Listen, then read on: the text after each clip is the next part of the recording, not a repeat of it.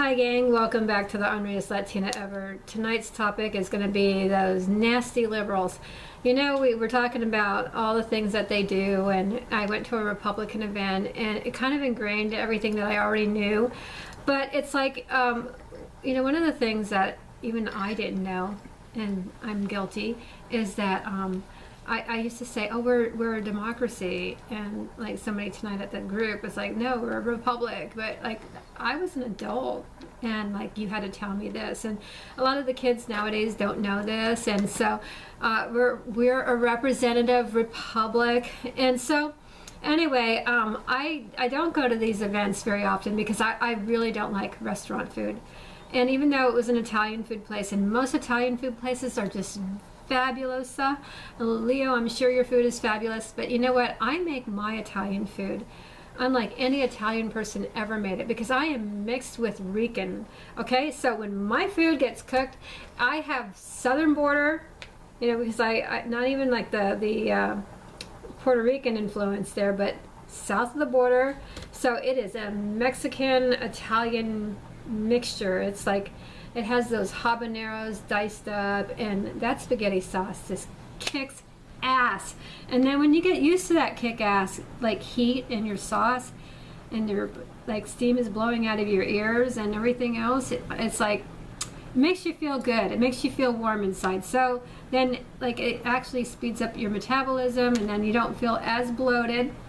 But you know, the Republican event places, you know, not dissing Leo, just other places in general, like restaurant food, most of the times you just come out of there like feeling like the symbol of our party. You end up feeling like an elephant.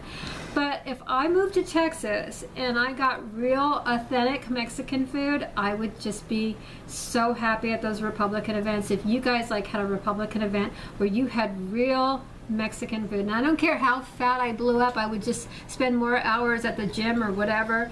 I'd get on that elliptical and just move like you've never seen anybody move.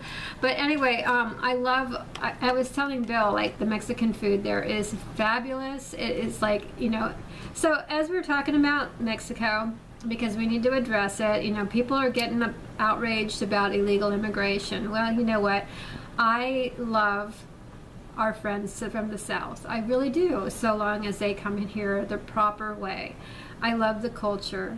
I love that they speak Spanish and I speak Spanish, and sometimes we don't even know what we're talking about. My mom used to go into Mexico, and she would be haggling with some Mexican man, and all of a sudden out of right field or left field she'd say a word and they'd start laughing at her. And I'm like, what's so funny? And she's all, they thought I was saying playpen, but I was saying this, you know. And I'm like, their slangs were a little bit different. And like, she taught me how to curse in Spanish, and I swear to gosh, I thought pendejo meant like stupid or dumbass, you know. And like, this Mexican boy taught my daughter it meant like a homo. I'm like, no, it doesn't. But you know what? Regardless of our little tiny differences, that like, I really think the Mexican food tastes better than the Puerto Rican food. And I'm sorry, I live in Florida, and I have never tasted like food as good as Texas. So like, you know, Governor Rick Scott, you got to work on that. You got to work on like getting better ethnic food places in Pinellas County. But anyway, and then we can have GOP events at these ethnic food places. That would be fabulous. But by that time, I'll probably be out of here. But we were getting back onto politics. I get really pissed off when we like keep dissing on Trump. It's like they have just this like whole complete like years of dissing, and then they find nothing, and then they find like 2 more years of stuff that they're trying to find to diss about. It's really crazy. I've never seen anything like it. I feel for the man, and I feel for our future GOP candidates, because they're dealing with a lot of stupidity on the other side. And so we need to educate stupidity. I don't know if that's possible, but we need to do that. And they talked about how to get younger people involved. Well, I was kind of bored at that Republican event.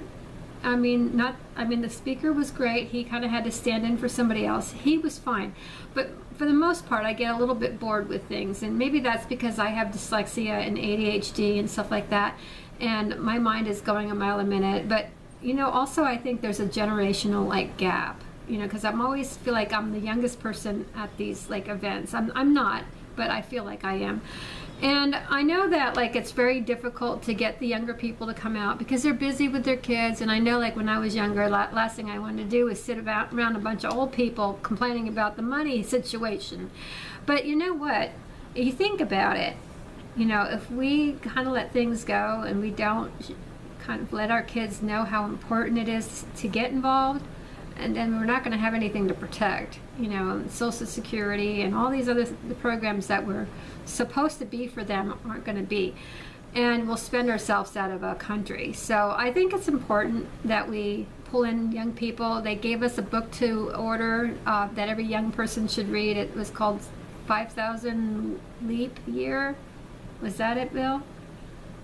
Oh, let me get my phone because I wrote it down. I'm going to get my phone because you know what? If I rely on my stupid, stinking memory, I never get it right. But there was leap year in there. I swear there was. But something about leaping. Darn it. I hate that. Oh, yeah, it was 5,000 5,000 year leap. That's it, not leap year, year leap. Anyway, Google that. Every teenage kid in America should have it. I know that my son is going to get it for his birthday. I already got him something else. I'm not going to tell you what I got him because you know what, I'll ruin his surprise. But he likes books and he likes to read, and that's one good thing. But you know, we have to educate our kids. And with that said, you guys have a blessed evening. God bless, and I'm ready to eat dinner. Talk to you later. Bye.